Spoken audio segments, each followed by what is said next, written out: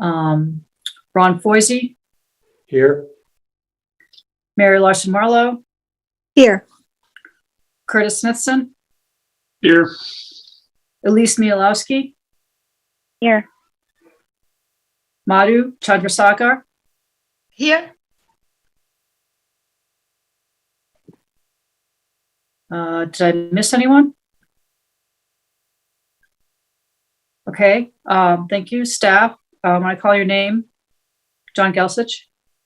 John Gelsich present. Okay, so good evening. This open meeting of the Zoning Advisory Committee is being conducted remotely, consistent with an act extending certain COVID-19 measures adopted during the state of emergency. This act includes an extension, it says until March 31st, 2023. So the new law allows public bodies to continue providing live, adequate alternative means of public access for the deliberations of the public body, instead of holding meetings in a public place that is open and physically accessible to the public. Adequate alternative means may include, without limitation, public access through telephone, internet, or satellite-enabled audio or video conferencing, or any other technology that enables the public to clearly follow the proceedings of the public body in real time. The new law also authorizes members of a public body to continue participating in meetings remotely. The requirement is that a quorum of the body and the chair be physically present at the meeting. Location remains suspended. So for this meeting, the Zoning Advisory Committee is convening by video conference with the Zoom app as posted on the town's web meeting calendar and the ZAC agenda identifying how the public may join. Additionally, the meeting may also be broadcast by HCAM through one or many of its channels or platforms. Please note that this meeting is being recorded and that some attendees are participating by video conference. Accordingly, please be aware that others may be able to see you, and take care not to screen share your computer. Anything that you broadcast may be captured by the recording. So can we call the meeting to order then?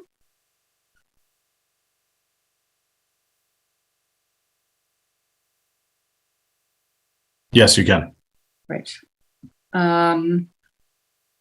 So the agenda that we had talked about and had been posted included a couple of items. Given that my other co-chair is not able to join us tonight, want to make sure it's okay with Zach to defer the first agenda item, which is tree protection, until our next meeting. Is there any discussion on that?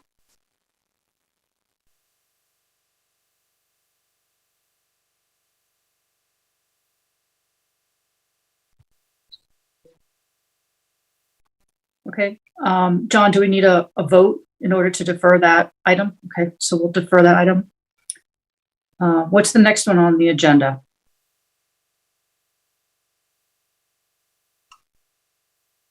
The renewable energy requirements for new construction. Great. Okay.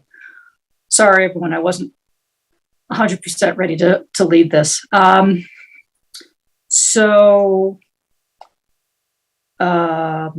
Renewable energy requirements for new construction. I think, Elise, was that something that you were going to talk about? Yes, I haven't had a chance to write anything official up, but I can share all the research I've been doing if you would like. That would be great. Yes, please. Okay.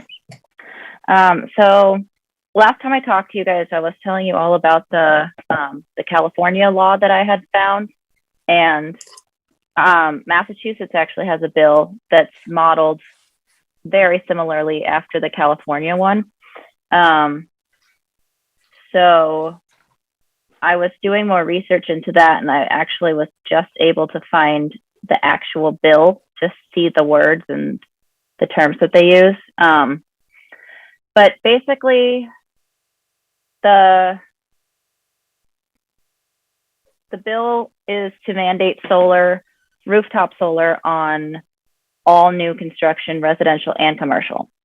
So there would be some exemptions if the house has too much shade or the building has too much shade. affordable housing could be an exemption. Also, I don't know if it would make sense for Hopkinton, but one other alternative that they proposed was that you didn't have to do rooftop solar. If you had enough land on the property, you could do it somewhere else, but you had to make sure that your solar was generating at least 80% of your electricity. But I don't think in Hopkinton that would make sense because we don't have large farms or any space where they would be doing construction where it would really make sense to have a solar field and off on the side of the property. So I think to keep it simple, we should just say rooftop solar. So I don't know if any of you guys are familiar with the Solar Neighborhoods Act. That's what they're calling it. Basically, all new buildings have to be built solar ready. So they don't have to have the panels on top, but they have to be ready for them. The roofs have to be able to hold them. And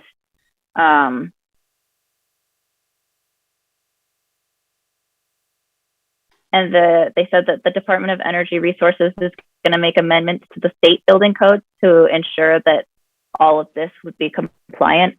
John, if Massachusetts makes these to the state building codes, we don't have to change any of our building codes, would we? Because it would sort of automatically. Okay. Right. So yeah, and then it just goes on to a little more detail saying that, you know, all of this must be done at the time of construction. It can't be done afterwards. And then it would sort of be up to us, our discretion, to name exemptions. Like I said before, maybe affordable units would be exempt. We could say if there's a development, maybe a certain percentage of the development needs to have these solar roofs or panels already installed. I don't know if we're allowed to, but my thought was if the houses are going to sell at a certain price point, that we should require the solar panels to be put on. So I'm just thinking off the top of my head, in Hopkinton, if a house is selling for $2 million, I think it's safe to say those people can afford a couple thousand, 100,000 more for the solar panels to already be installed on the house. Whereas if you're talking about, I don't know, a $300,000 house, it might be like a make or break price point difference for those people. So I don't know how we could write into the bylaw a price point where it would need to be solar ready versus have the panels. But that was just something I was thinking of, especially since a lot of the houses are starting to sell at the higher end. That's basically all I have right now. But I'm going to start working on some, like writing out an actual example of a bylaw, but I'm warning you, I'm probably not going to be very good at it. I have a question. Oh. Sorry, go ahead. Did you say Massachusetts was developing this, or it was already in place, or I missed? So in 2021, they submitted a bill, but it hasn't gone through. Nothing's been approved, and it's sort of, I don't know, in limbo right now. Okay. But it would need House and Senate approval to pass, and I'm not sure where in the state of things it is. I just recently found the actual bill, and by recently I mean like 2 days ago. Okay, so I guess if that's in the works, then we could piggyback onto that. Sounds like if it moves forward, we may not want to wait for that. Through the chair. Yes. Correct me if I'm wrong, everybody, but I think if it was proposed in 2021 and no action was taken, I think it expired at the end of the term. All bills need to be proposed. So I don't know if somebody has reproposed that or if it's expired, but usually if they take no action, it kind of dies in the process. That's something to look into. But if we did, since I do have the actual bill, we could model something after that and see just how our town feels about it. I agree. That's a possibility. Because maybe not all of Massachusetts was ready to commit to that, but if Hopkinton is, then why not? Miss Chairman, Chairwoman, is that something that comes within the ambit of zoning? I seem to have this concept that zoning can't, it seems like more of a building regulation as opposed to a zoning regulation. So I'm just not sure that that's something that would be an amendment to the zoning bylaw.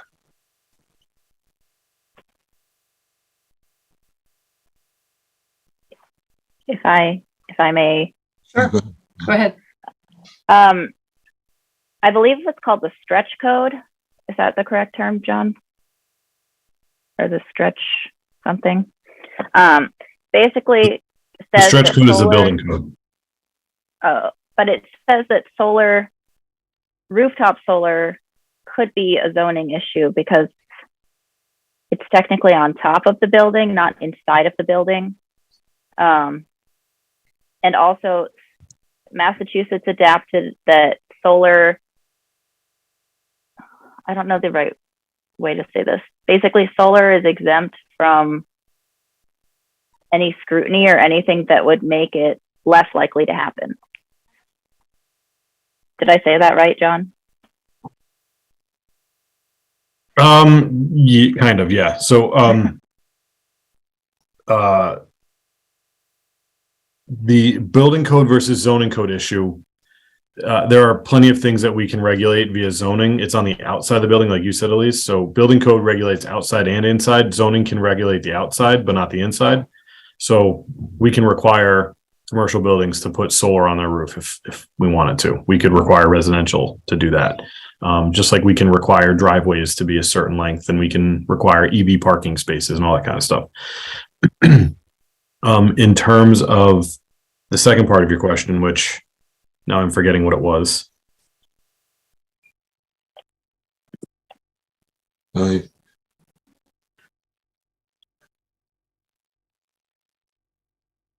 Yeah, that's the only part of my question that I remember. I was saying Lisa's second part of the question.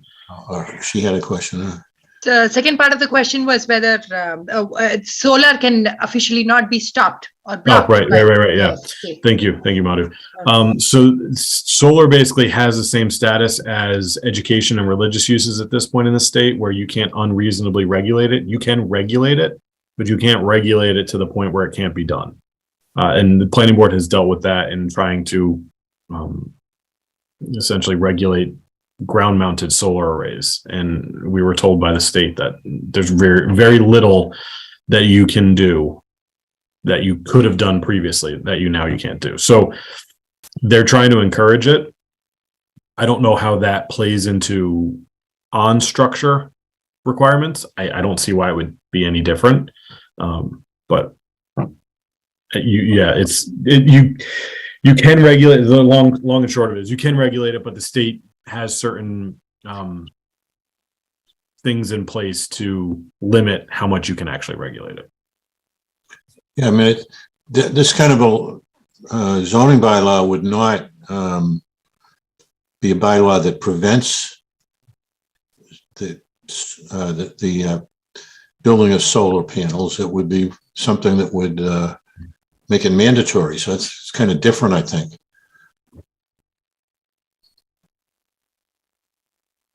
So, John, correct me if I'm wrong.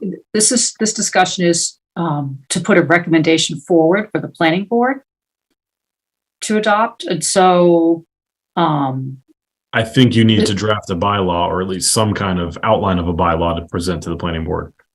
Right, but then the planning board would be the one that would push the article forward or the law forward at a town meeting, right? Right. So in that sense, Arnold, to your question, like it's not something that the zoning advisory committee is actually implementing, was just something that we're proposing to the planning board, and then the planning board would have to adopt it, and then it would have to be voted on by the town. Okay, then the Attorney General would have to, if it was voted, would have to approve it. Through the chair. Yes, Mary? Yes, that's of course, everything goes through our legal department. And they, they scrutinize any zoning bylaws for whether or not it would pass the test with Attorney General.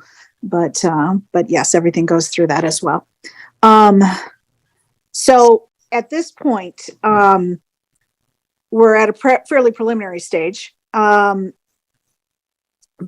I'm just wondering if there's any other comments. My thought is that I think we should look into proposing something for Hopkinton, and that in terms of the details of it,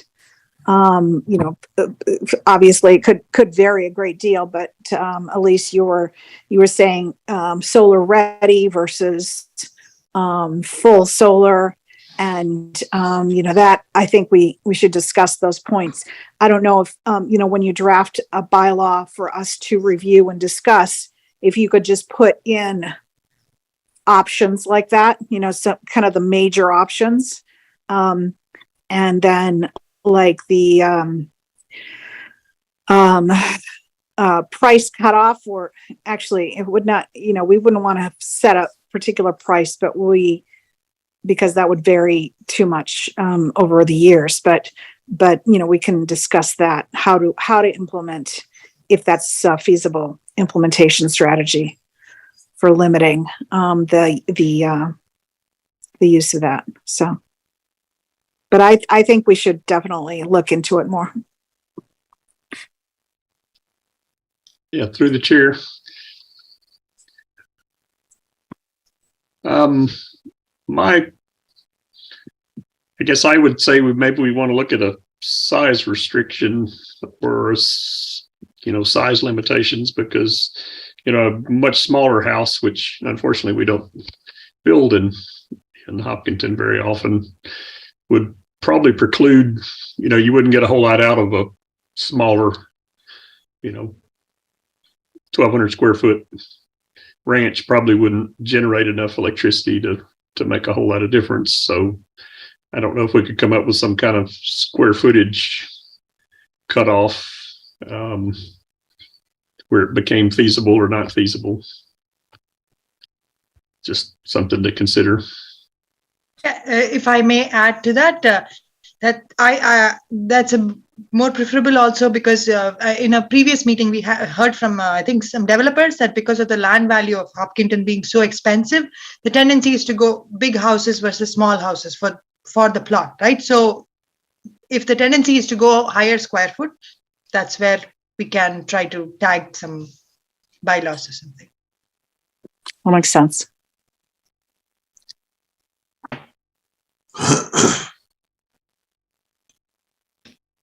So Rachel, do you think that we need to discuss it more tonight, or we just take it to the next stage of a draft bylaw?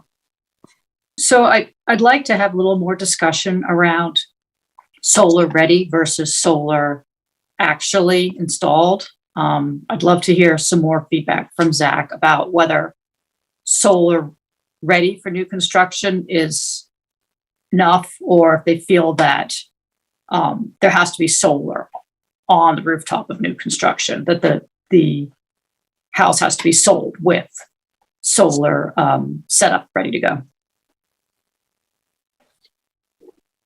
And Elise, I don't know if you want to weigh in on that first? Sure.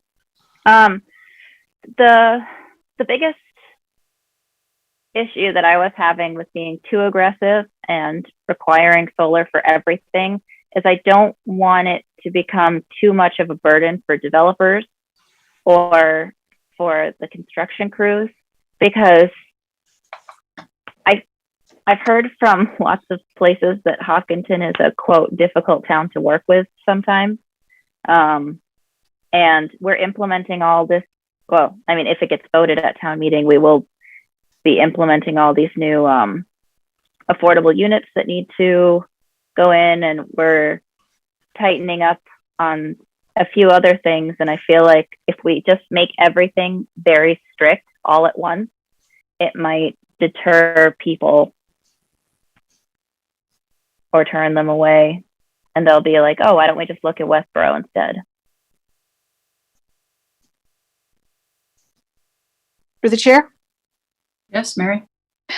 I think Elise has a good point. I think I like the idea that there are options. The way we talked about for the parking for electric cars. And, I think this was obviously modeled on some other bylaws that we found out there. But it gave a choice of a certain number of spaces that are already ready for electric car charging versus having just the infrastructure ready, but then they have to do a little bit more. Perhaps we could do it in some manner like that. And I also think that there should be a good, robust discussion about whether residential should be mandatory or just commercial.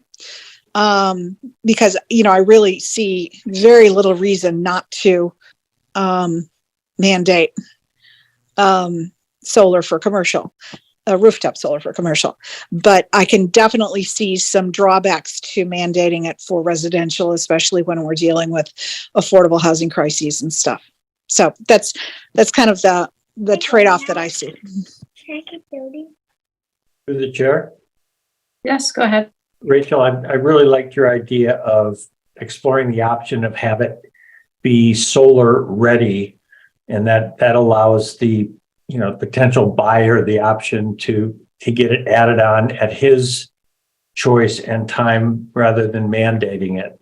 There's a little bit of free market at work at that point, so I think that's worthy of a lot more discussion. Through the chair. Yes, Curtis? Yeah, I think kind of defining what solar ready would be, is it conduits leading from the roof to the, utility or electrical area? I know a lot of houses have rental solar on them. So if it was easier for somebody to come in and put the rental system in, if they already had the conduit run, I guess we need to, do a little research on how to cut off what is required, what's solar ready and what's not. It may be kind of like the parking, in that as long as there's a path to run the energized cables from the roof down to the electrical supply, maybe that would be considered solar ready, and the rental place or the owner could provide the inverters and the metering system and everything else from that point. So I think it's probably going to take a little research to figure out what is solar ready and what is solar in place, or what would be provided by a rental system or a provider coming in. Yeah, that's a good point, Curtis. I don't know that we have a specific definition of what solar ready means. And if that's any kind of standard across either residential or commercial types of buildings, what that really means. So I wonder if we could have someone or consult with someone from building about what would be required to have a building solar ready.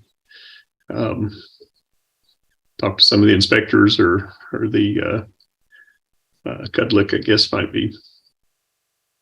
Yeah, we can look into that.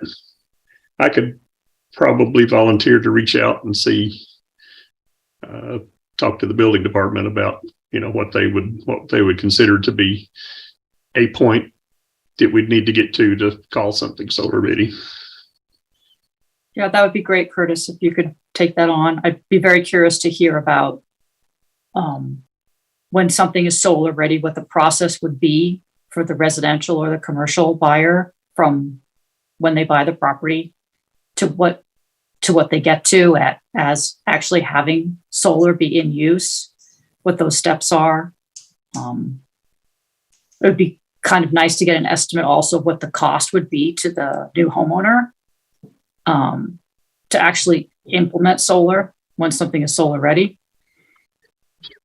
Yeah, our house has solar on it that was on it when we purchased it.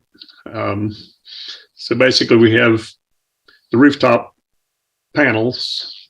We have conduit coming into the basement down by the electrical panels. And then there's a metering system outside that's separate from the electrical. So I think it meters what goes out versus what's coming in. There's got to be some point in there that you would cut that off and, say we're solar ready or we're actually functioning as solar. So I'll reach out and see if we can find out something there. That'd be great. Thank you. Okay. Elise, was there any other research that you would like Zach to take on in order to help with the drafting of these new regulations?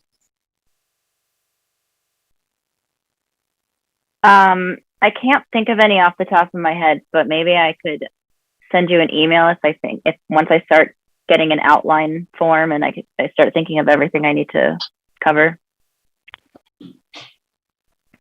Yep, that would be great.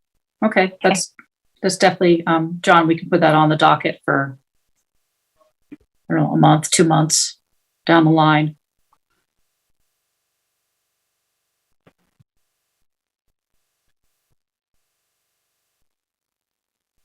Okay, so were there any other comments on that piece?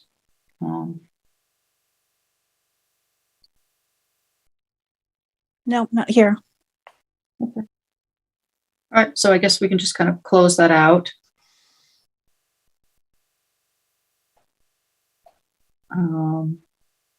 So that was number one, I guess, on the agenda, right, John?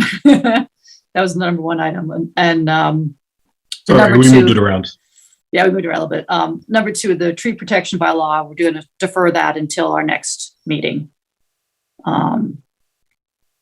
Before I go on to the third item, the growth study committee report, were there any other open items that anybody on Zach would like to add to a future agenda? Are there anything that is on people's minds they want to discuss?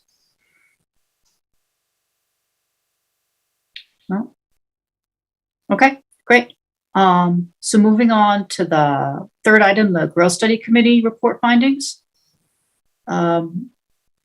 Just quick show of hands. How many members on the call today would like sort of an overview of the growth study report and what the committee was doing and purpose, or are people fairly familiar with that whole effort? So just raise hands if you'd like just sort of a general overview. Okay. Yeah. Yeah. Okay. I don't see on my screen. I don't know whether it's just my Zoom here, but any way that I can raise my hand. I've noticed that at some other meetings. But I'm not familiar with it. I'm actually kind of new to town, so I don't know anything about the growth study. Okay. Thanks. So we're kind of informal here, so I just raise a hand. Like this. Yeah, a little raise hand, but that's fine. Yeah. There's supposed to be a button there somewhere. Where, I've seen it, but I don't know. But anyway. There it is. I'm happy to kind of talk through it. Just to let you know that the committee was a large effort that was started in 2019. There was a committee that was created and built and spent a couple of years thinking about the growth in Hopkinton and how to proactively manage that growth and enable better planning, identify parcels or zones of land there where there might be a significant impact with future growth, as well as talking a little bit about maintaining affordable housing inventory. The deliverables of the committee are all on publicly available documents. They're all on the town website. They include video of public commentary that was sourced, where they had public input in a number of different days. It includes a PowerPoint presentation with some summary slides. It includes the entire growth study report, as well as a lot of the backup documentation. So I just encourage everybody to go to the town website and kind of you just search for growth study and all that material will come up. It's all available. But effectively, the output was a report. It talked about the impact of growth on Hopkinton over the past 10 years. It forecasted and modeled out the next 10 years. It talked about certain parcels and zones that had highest potential for growth. And there's actually some maps online that sort of showcase and highlighted areas where the biggest open land was. There was a plan of action that was created to talk about what the next steps were. The committee was 2 members from the planning board, 2 members from the Hopkinton Chamber of Commerce, 3 citizens at large, and 2 alternates. The committee also sourced quite a bit of information from many of the town's key players. So the school committee, the appropriations committee, many of the town's sort of key players kind of brought into the process, and we asked for their feedback. So I'm not sure how much we want to go into the details of the report itself. Well, I can look it up on the website if that's Okay. right. So I mean, a lot of it was kind of a review of the last 10 years, new housing growth, new development, new student population, and then projections over time. Many of the recommendations were around understanding that growth, reporting on that growth.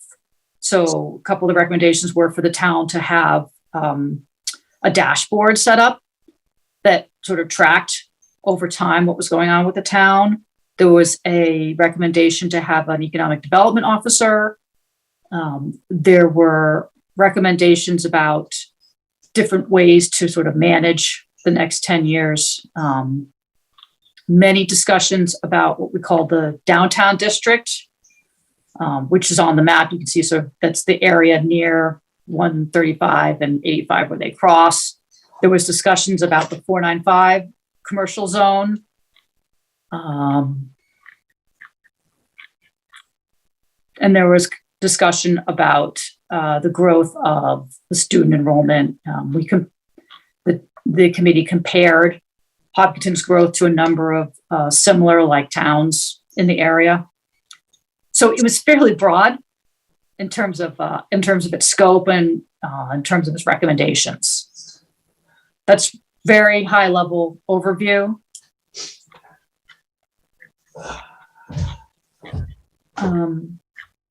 It had some really great recommendations and good analysis of what certain changes might do to certain other resources and so on in the town. So it was very helpful. And I would recommend that, myself included, anyone who is familiar with it, just review the report, and just to keep in mind for the background it gives you for the zoning that we're working on. Great, thank you, Mary. So in particular for our meeting tonight, we wanted to talk about the Growth Study Committee report findings around affordable and attainable housing. I think that was the specific area that we wanted to talk about. I joined the Growth Study Committee pretty late in the process, but I did hear some of the deliberations, and there was quite a bit of discussion about affordable housing, about the density of the downtown area, and about how to sort of make Hopkinton more affordable, both in terms of the housing as well as in terms of the commercial properties.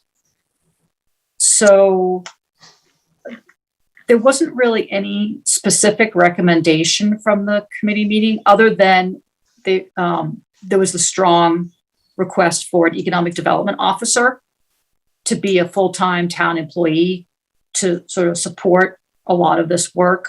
I believe now that there will be an economic development officer, not necessarily full-time working on these issues, but at least in some part of town government, there will be at some point that person.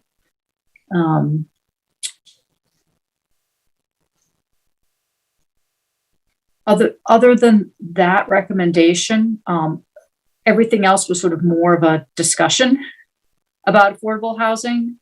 There was no specific recommendation about the downtown area, other than we should really spend some more time thinking about it, looking at it. Sorry. I don't know, Mary, if you wanted to say anything more about that.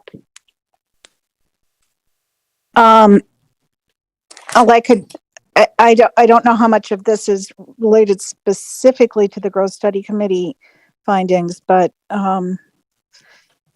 there's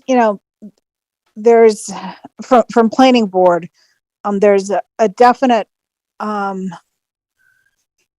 need for the affordable housing in terms of the state definition and the federal definition of affordable housing, which is the regulated and specifically assigned to applicants that are below a certain income level. And then there's the secondary need of more attainable housing, of course, which is not necessarily regulated by the state or the federal government, but it is simply having a variety of sizes and prices of houses in or residential properties really in our town, and that being also a desirable a part of creating our community. So at least from the planning board perspective right now, we know that we are approaching the magic 10% of our housing being affordable. So we're getting down to the the low teens, so somewhere 11, 12%, somewhere in there. So we do need to address in a variety of different ways, finding ways to increase our inventory of affordable housing. And that is to keep up with our state mandate. And I'm not going to go into all the details, of course, but so that is necessary. And I think, we in the zoning advisory committee are already taking steps to help with that. One of it is the bylaw that was put forward already to planning board for this year's ATM. And that I can't remember the name of it, but I think you're all familiar with it. And one we did several years ago in terms of expanding the accessory dwelling unit usage. So all of those can help, actually both the affordable and the attainable housing. But planning board is certainly wanting us to continue to look into more ways to promote the use of, or the creation of affordable housing in town. So we stay ahead of our mandates, and we allow for, you know, the losses that may occur, you know, that as long as we're continuing to build houses in general, there needs to be a continued effort to get that 10% that is affordable. So the main issue is that is somewhat of a fight against the fact that more housing means more pressure on the schools and other public resources, and that at town meeting there's a fair number of people who, generally speaking, think that any effort to increase the housing density makes it more difficult for our schools. So that's always going to be an issue that we have to deal with and have to recognize, is that there's a push-pull. Okay, I'll shut up now. No, great. Thank you. Appreciate that. Were there any sort of general comments from Zach about that? Yeah, yeah. To the chair, you know, I just wanted to the issue of maybe how difficult it is to get new housing. You know, I'm the Board of Appeals member here, and we had our meeting last week, where somebody wanted to build 6 one-bedroom apartments on the corner of Cedar Street and A Street, which presumably would have been more affordable. They wouldn't be legally mandated affordable, and they needed a special permit.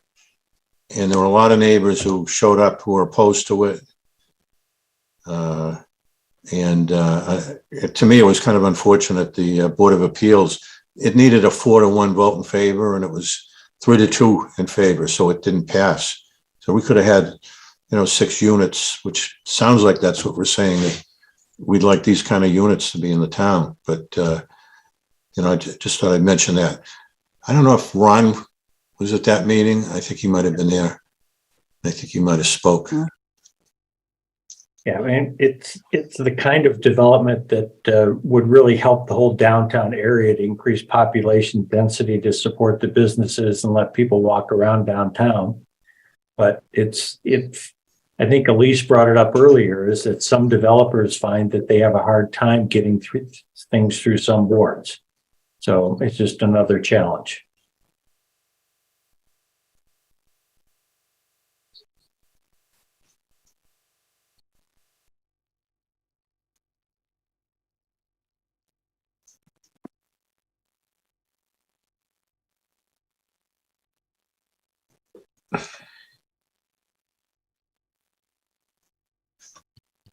Rachel? Great, thank you. Yeah, thank you. So, I mean, the growth study committee report came out before the new we knew a lot about the new regulations that were put forward by the state. So obviously that's wasn't really included in the committee's recommendations, because it you know, they didn't know anything about what was gonna the new rule. They knew it was going to come through, but they didn't really know the details of it. But that was partly why they recommended an economic development officer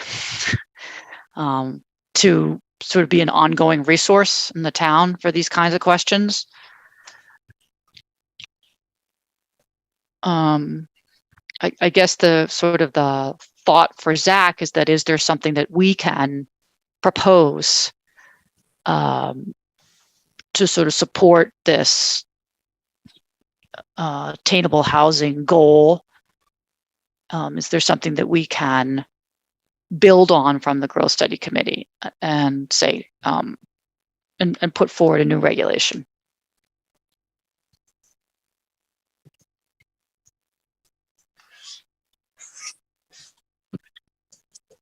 Is that just food for thought or a question?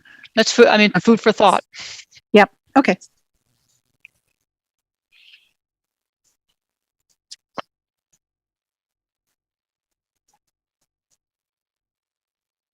All right. Well, I just wanted to open that up as a, a potential area of discussion for future meetings. There wasn't any takeaway from that. Just wanted to make the committee aware.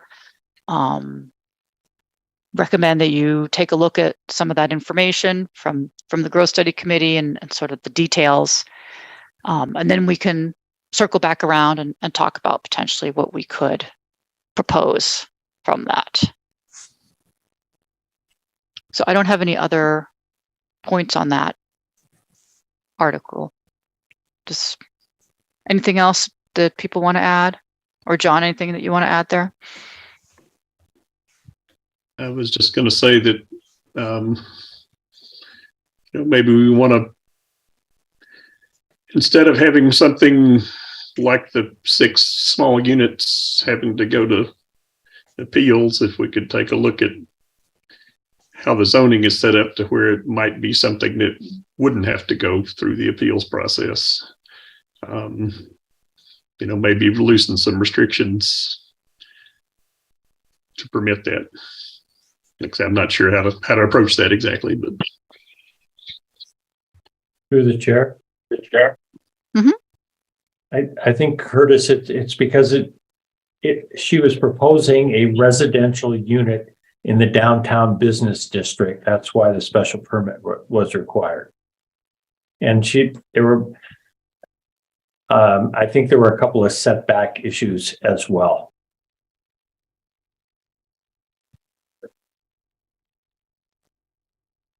But however, yeah, sorry, go I ahead. don't think there's anything wrong with the zoning that needs to be corrected. okay. So some of the things that are not exactly the same situation, but might be somewhat related, or slightly different, development needs. It has to do with the conversion into rental properties of, say single family homes. So that's one of our bylaws that we could look at, is that conversion. Don't know the bylaw number right off the top of my head, but if you have that spreadsheet that we have with all the different bylaws we've looked at in recent years, it's on there. And then, I think that's definitely one that we should take a look at, see if there's any tweaking we can do to it. So.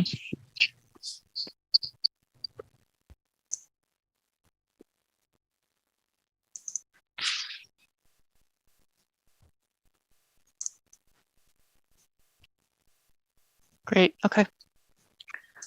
I'm happy to close out this topic. We can certainly come back around to this at a later point in time when we have some more specific proposals, and also hopefully when the town does eventually hire an economic development officer, that would be a great person to have come and talk to us, I think, so that we can kind of get a sense of priorities and talk through some of these questions we have. All right, I don't have anything else on that piece. So unless there's any other topic that Zach wants to discuss, we can vote on the minutes I'll make a motion to approve the minutes as submitted. Second, Thank you. Is there any discussion? No? Okay, so vote. Ron, Aye. Elise, Yes. Curtis, Aye. Mary, aye. Arnold, Aye. Madhu, Aye. Rachel is a yes. That passes. So I will entertain a motion to adjourn this meeting of ZAC. So moved. Second. Second. Yeah, go ahead. Okay. Arnold, Yes. Ron, Yes. Elise, Yes. Curtis, Yes. Madhu, Yes. Mary, Yes. Rachel is a yes. Thank you, everyone. Thank Appreciate you. it. Everybody. Aye. Thank you. Take Take care. care. Have a Bye. good night. Great weekend. Bye now. Bye.